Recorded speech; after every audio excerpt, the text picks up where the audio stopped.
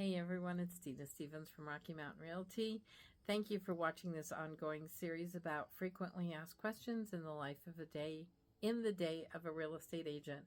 I work primarily within Fremont County, Canyon City, Florence, Penrose, some in Westcliff, and I do sell a little bit in Pueblo. I was asked a question one time, what's the easiest piece of property you've ever sold? I will tell you, none of them are necessarily easy. Some are easier than others. So during the pandemic, during lockdown, vacant land was very popular around here. People wanted to be away.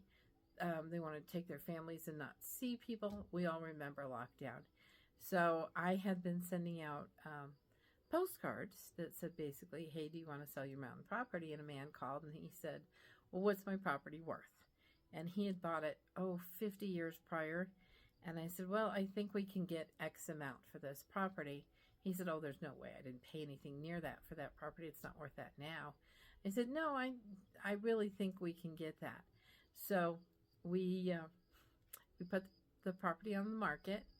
And I went up, took pictures, and it was beautiful, beautiful. I drove past that property not too long ago, maybe 3 or 4 days ago. Beautiful piece of property. I put it on the market.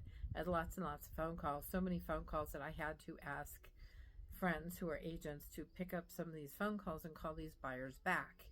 And how that works is if I call an agent in town and say, I can't return these phone calls, would you please return these calls?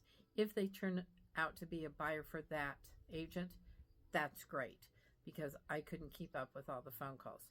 So in this particular case, the agent called the buyer.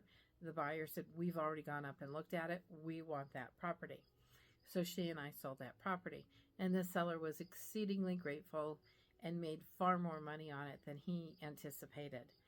I then sent a postcard to the neighbor. They were just right next to each other. And I sent him a postcard and said, hey, your neighbor just sold a piece of property. Do you want to sell yours as well? He called me. We had essentially the same conversation. He said, oh, no, I've owned this property for 50 years, and there's no way it's worth that much. And I said, well, we just got that much for the neighbor's property. Do you want to sell this one too? He said, yes, I do. In that case, that property was very easy to sell. I never went up and took a picture of it. I knew exactly where it was. I called the first agent, buyer's agent, and said, hey, do the people that we just sold that property to want to buy the neighboring property? She said, I'll call you right back. And we got that property sold and under contract before it ever hit the MLS, because they were right next to each other, and that buyer who bought the first property also wanted the second property. And she never put her shoes on. I never put my shoes on. Nobody grabbed their car keys. And we got 2 pieces of property sold next to one another. Now, I wish they were always that easy. They're not.